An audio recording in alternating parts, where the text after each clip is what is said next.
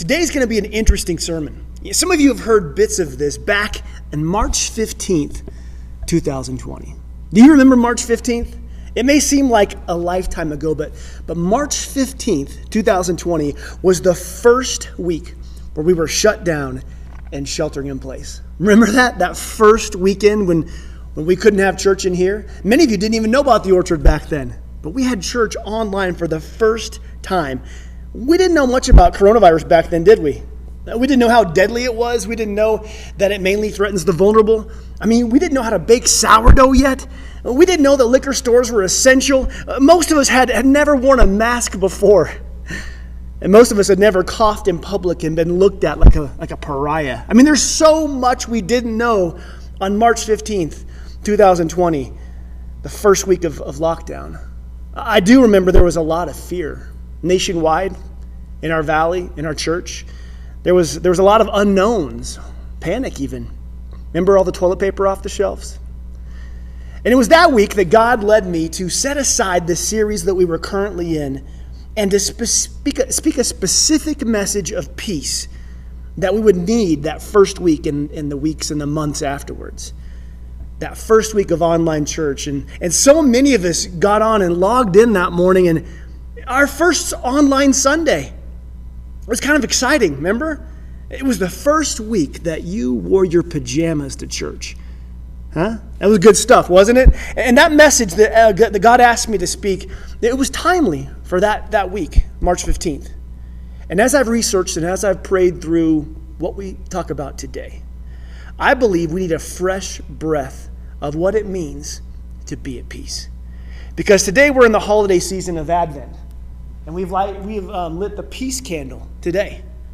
Week 2, the candle of peace. And so today we're going to look at peace.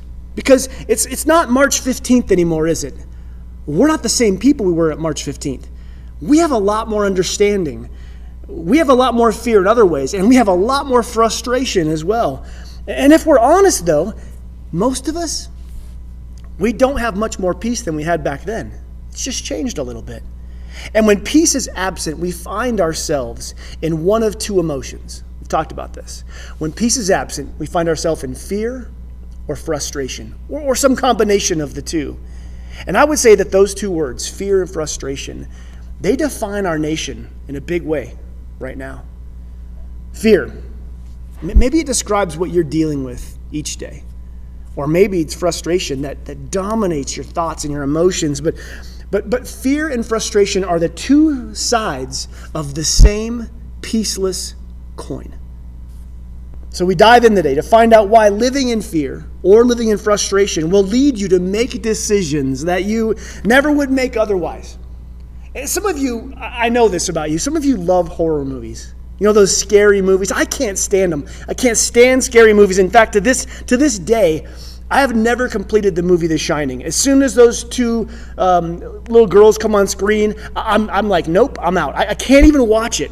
But when I was a kid, anytime there was a sleepover, inevitably someone would bring a scary movie. Remember the days back of Nightmare on Elm Street or Friday the 13th? Remember those movies? And it always fascinated me when watching those because the movie starts out with what seems to be normal people. And you wouldn't know at the first of the movie that these people have just severe mental illnesses. They seem to think and they seem to speak clearly and they act pretty rationally. But if you fast forward that movie to halfway through, you will see those same rational people making absolutely ridiculous decisions. In fact, Geico has made a commercial of this that just captures it perfectly. So let's watch this video as it paints this picture. Let's hide in the attic. No, in the basement. Why can't we just get in the running car? Are you crazy? Let's hide behind the chainsaws. Smart. Yeah, okay. If you're in a horror movie, you make poor decisions. That's what you do. Shh, I'm being quiet. Breathing. That's perfect, isn't it? That's exactly how it goes. They painted the ridiculousness of those movies. When fear hits, people just can't seem to think straight. When peace is gone, people make decisions they never would have made otherwise. As silly as those movies are, there's something very real in this. People tend to react and respond differently out of fear. And here's something that's true. Peaceful people make better decisions than fearful or frustrated people. When you're at peace, mentally, emotionally, relationally, and spiritually, the decisions that flow out of that peace are wiser than the decisions you would make out of fear or out of frustration. Have you ever been very frustrated with your significant other and made a rash decision out of that frustration? When I do that, what usually follows that decision out of frustration is me at some point having to go back to Amy and apologize and tell her I was wrong. You see, I haven't made many wise decisions in our marriage if I'm making them out of frustration or out of fear. I'd like to think that if I'm running away from Freddy Krueger, I'd make a wise decision, I'd like to think that if I was running away from one of those guys, I would choose the running car, and I would get in it and drive away and leave. And surely you would choose to dial 911 instead of running into an abandoned warehouse. Those decisions are funny. It's funny to think of, but what's not funny is how we as individuals have been making decisions over this past year. Throughout this COVID season, there have been more affairs, more divorces, more addictions, more abuse, more neglect, and more poor decision making than any other point I can remember. And let me be clear, those are not the symptoms of a virus. Those are symptoms of frustrated and fearful people making decisions they never would have made out of peace. Here's the bottom line that's true for our lives. Fearful people make fear-filled decisions. Frustrated people make frustrated decisions. Desperate people make desperate decisions. A desperate spouse makes some pretty desperate decisions. Decisions made out of fear and decisions made out of frustration, both of these are reactive choices that most likely we would not have made if we had been at peace. And so here's the bottom line. I believe we need a reality check today about where we find our peace. Because you and I, if we're honest, we're a lot more fearful and we're a lot more frustrated than we'd like to admit. We might hide it, but underneath the surface, there's a lot of fears and a lot of frustration. You see, fear and frustration, these are dashboard lights telling us that something is wrong below the surface. So let's look at someone in the Bible who went from fear and frustration to a whole new paradigm of living. The disciple Peter. He's one of my favorites. The one who constantly puts his foot in his mouth. He says the wrong thing. He took risks that no one would take, and he failed spectacularly. He's passionate. He gets angry. He gets frustrated. He reacts out of fear when things are hard. Out of frustration, he cut someone's ear off. Jesus rebuked him for it. He's you. He's me in a big way. And here's a little more about Peter. When we find Peter in the Bible, early on, he is a religious reject. He's failed out of seminary of that time, and he went back to work with his dad in the family fishing business. At some point, he was invited by a rabbi, a spiritual leader named Jesus, to follow him.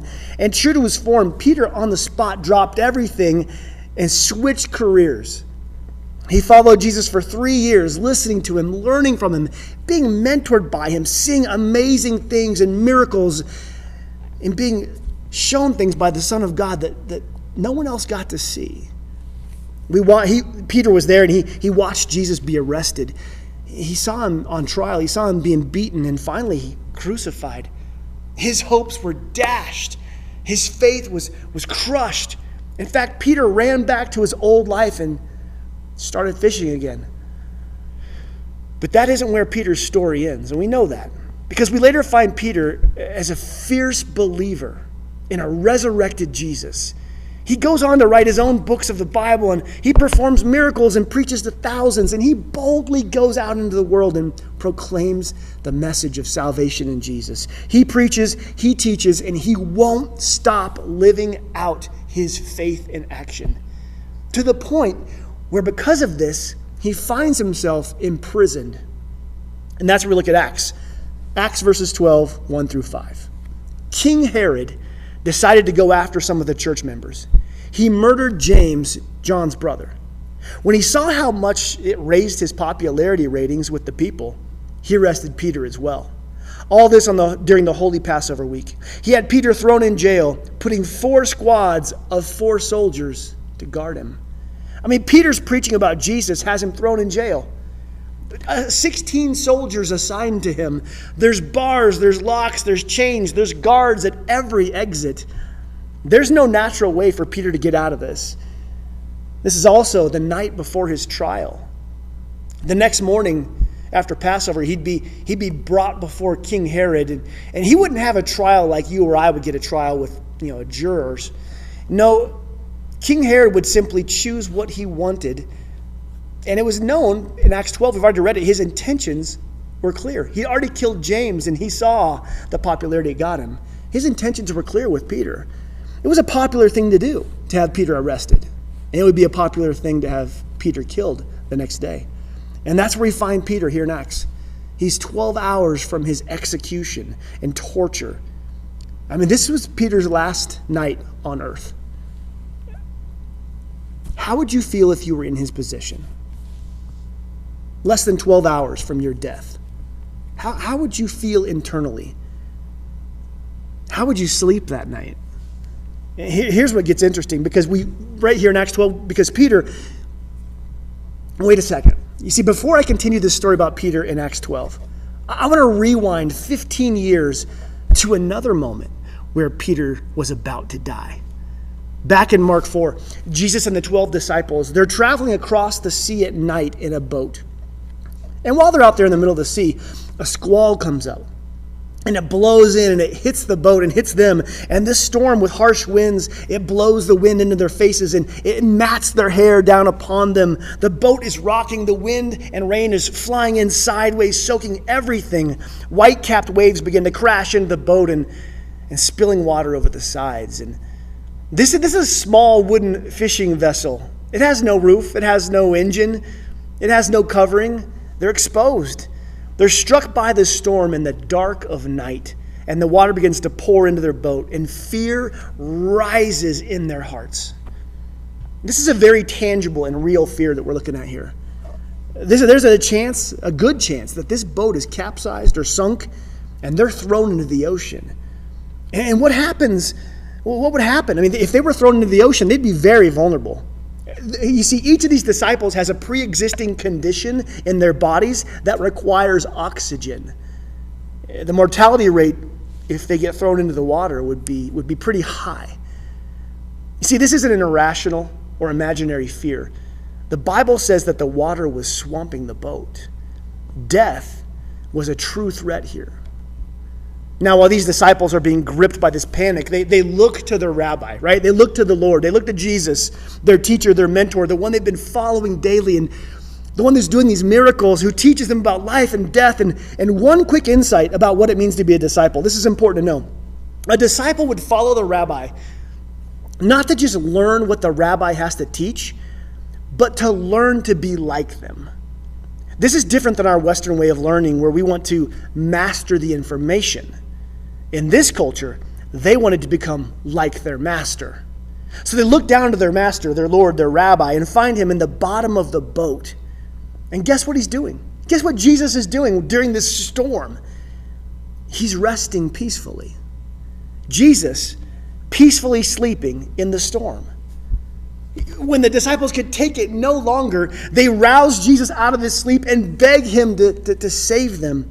Verse 39, when Jesus woke up, he rebuked the wind, he rebuked the waves, "Peace, be still." And suddenly the wind stopped and there was great calm. Immediately he calms the storm. The wind turns to peace, downpour stops, the waves that were breakers are just smooth as glass. It happens so fast that the disciples are still sitting there, probably just clinging to the side, white-knuckled, wide-eyed, yelling. And Jesus is calm as the water now. He turns to them and he asks them this interesting question. He says, "Why do you have so much fear? Why are you so afraid?" These are 20-year-old guys. Their hair is plastered to their heads. They're soaking wet. They're still breathing heavily from the adrenaline. They were on the verge of drowning. This was a legitimate threat to their life. An external storm had moved in, and created an internal storm that still raged. And Jesus said, why are you afraid? He follows that question with a second one that's even deeper. Why do you have so little faith? Jesus draws a connecting line between our fear and our faith. The first question, why do you have so much fear? And the second, why do you have so little faith? There's a real and a robust correlation between where you're having fear and what your faith is in. When it comes to how our faith affects our fear, we have to ask, what is our faith in?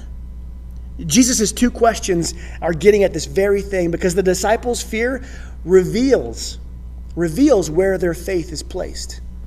They actually placed their faith in a little wooden boat that they were holding on to so tightly.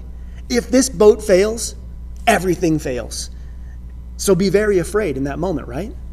And like the disciples, I believe oftentimes all of our faith is clinging to the world around us. Most people's faith is first and foremost in themselves, in their ability, their position, or our own ego. This is normal human stuff here. This is nothing new. Another place that we humans love to place our faith in is in our resources. We place our faith in our financial accounts, or other people coming through for us, or the market, or our profession, or our job.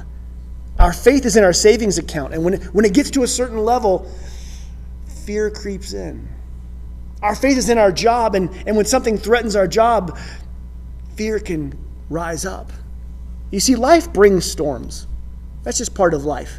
And if our faith is in ourselves or in our resources, a big enough storm can come through and just shake us to our core. Or a perfect storm, enough perfect storms of small size, can have us living in anxiety daily or just consumed by frustration. This is the human temptation, to have faith in ourselves or faith in our resources. This is why the disciples were so distraught. Their faith in their own swimming ability and their faith in the little boat they were in were both sinking. And Jesus confronted this misplaced faith in his disciples. What Jesus is saying here is, listen, circumstances of life will always storm around you. Storms are going to happen. And your faith better be holding onto something more stable than yourself and your resources around you. Listen, your fear may grow out of the natural storms, but you better have your faith rooted into something that's supernatural. Because if we place our faith in the natural, when, not if, when the storms come, we're going to be clinging to small wooden boats to save our life. We're going to be clinging to small wooden savings accounts and news reports and relationships and jobs or whatever it may be for you.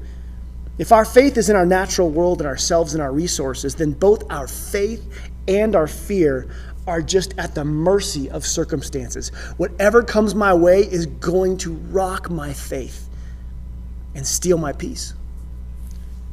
Our faith is one storm, one pandemic, one election, one lockdown away from being shaken.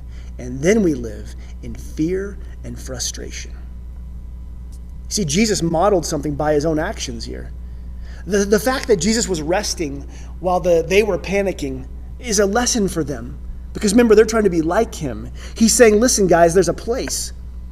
There's a place where you can place your faith. You can put your faith that no matter the storm, you can rest easy in it. In fact, while the whole world is awake at night worrying, you can sleep through the night peacefully. When the storm hits, you can sleep in peace. That's what Jesus did. That's what he showed them. That night in the boat, when the storm hit and the waves were crashing, young Peter was feeling this panic rise within him. His peace was gone. Storm above, dark, choppy water below. And yet Peter learned that day that Jesus can overcome whatever circumstances, whatever storms would come our way. Peter saw his Lord sleeping while he panicked. And remember, as a disciple, He didn't want to just learn what Jesus knew. He wanted to be like him. He saw what it looked like. He saw the model of faith, bringing peace and sleeping through the storm. Peter got a glimpse of this, on how to guard his heart no matter what storm comes. And from there, Peter continued to follow Jesus day after day, learning more and more to be like him. He saw storms come. He saw Jesus conquer more than those things. He saw Jesus do miraculous things. Peter's faith was strengthened. He saw Jesus crucified, and it broke him. But seeing a resurrected Jesus, his faith grew to new heights than it ever had before. And when young Peter was panicking in the boat, as that young guy, Peter learned a lot between there. And 15 years since, Peter dedicated himself to becoming like his rabbi. And so now we go back to where we started, Acts 12, 15 years back in the future. And we find this older, wiser, more mature Peter. He's full of faith, but he's also in jail. His wrists are chained to his captors. Tomorrow he'd be brought before a screaming crowd and probably be tortured and killed. Think about what it would be like to be Peter in that instance. I mean, his circumstances are terrifying. The chances of survival are lower than it was back in that boat 15 years ago. He thought that squall and that storm was something to panic about. Tomorrow's crowds and Herod's death sentence, that's a tempest that would shake anybody at their core. Peter's life was going to come to an end. I mean, if I were Peter right here, I must admit, I don't think I could have slept at all. You or I would probably have anxiety just laid there imagining like what's the next day going to be like? 12 hours from execution. His imagination could run wild with images of being dragged out in front of everybody and held up in front of a yelling mob and being publicly humiliated, asked to renounce Jesus. And when he didn't, then to be killed like his friend James. The storm would have been intense. I mean, do you think you could have slept at all that night? Tossing and turning, worried, frightened. I mean, much less than this keeps us awake at night, right? I wouldn't blame Peter if he was up late, just shaking, crying, worrying about what was going to happen. But the book of Acts, verse 12, 6, let's look at this. The night before Peter was to be placed on trial, he was fastened with 2 chains between 2 soldiers, and Peter was sleeping.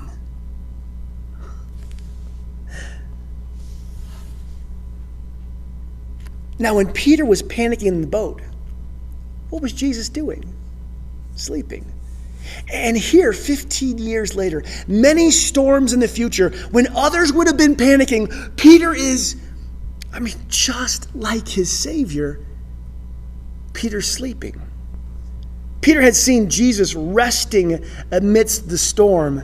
He had seen his Savior have peace under the greatest threats, and even through torture, and even through death.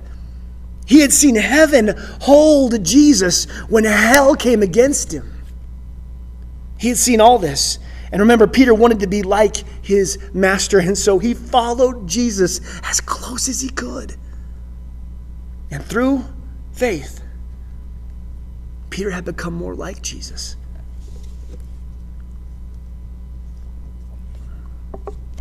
Orchard, Jesus offers us a peace that surpasses all understanding.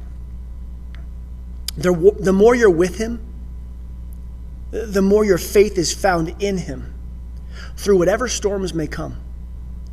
We find ourselves today in a year-long storm that seems overwhelming at times. There's no part of our society or our life that has not been impacted by all this. And if you want to know where your faith is placed, look at how fearful and look at how frustrated you've become with it all. Because both are the symptoms of a lack of peace. Jesus spoke about this in John 14, verse 27. He said this, "I'm leaving you a gift, peace of mind and peace of heart. And the peace I give, listen, the world can't give it. So do not be troubled and don't be afraid." I would say frustration would be troubled. And afraid, well, that's obviously fear. Don't give in to those. Be at peace. The world's peace depends on earthly circumstances out there going well. Heaven's peace depends on divine resources. When all things go wrong around us, heaven's peace holds within us. The world's peace comes like through me trying to control. But heaven's peace comes when I learn to surrender more to God. The world's peace relies on power, but heaven's peace grows through prayer. The world's peace leads to worry every time. But heaven's peace, even in the fear, can lead to worship. The world's peace is one moment from fear, but heaven's peace is one moment at a time in faith. The world's peace is shaken in the storm. Heaven's peace is proven in the storm. Jesus said, I don't give peace. I do not give to you peace like the world gives, so do not let your hearts be troubled and do not be afraid. The circumstances around us are storming. The world is a tempest. But there's a God who can hold you in the storm. And there's a peace that can hold your heart and your mind, no matter what it brings. Peter learned to rest in the storm. Peter learned to sleep in peace through whatever the world brought him. And listen, you can learn this as well. You can learn to rest in your mind, in your heart. You can learn to sleep at night, no matter what the world may bring you. Anxiety, anger, and frustration, and all the other things that are rooted in fear, they don't have to dictate your life any longer.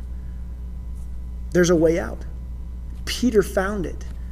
It's in pursuing a relationship with Jesus and learning to rest in his peace, regardless of the storm.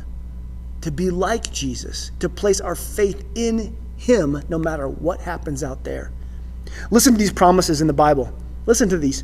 Isaiah 26, verse 3. You will keep in perfect peace all who trust in you and those whose thoughts are fixed on you. Which just has me asking, where do you fix your thoughts? That's going to impact your peace. What are you watching on TV? That's going to impact your peace. Where do you think Peter's thoughts and heart were focused on while he was there in that jail cell?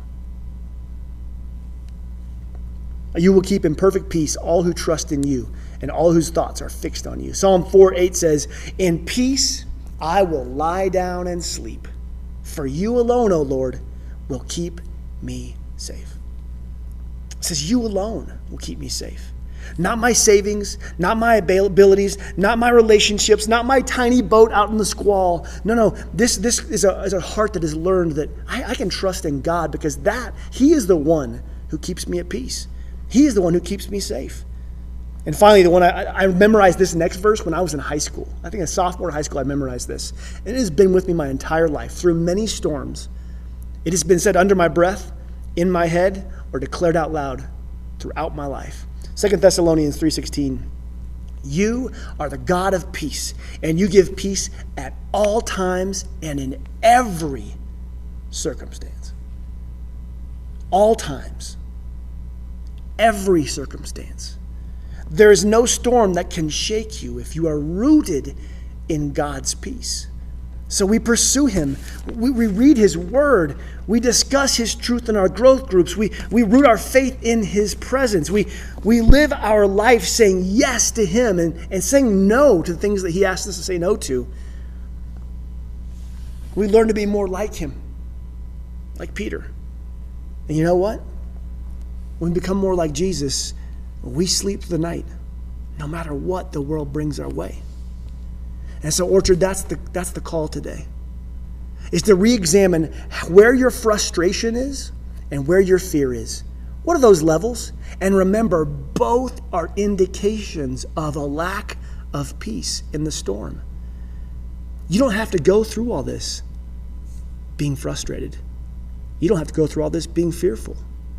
You can go through this with peace in your heart that guards your heart and mind in Christ Jesus, that surpasses understanding, but it's found only in him.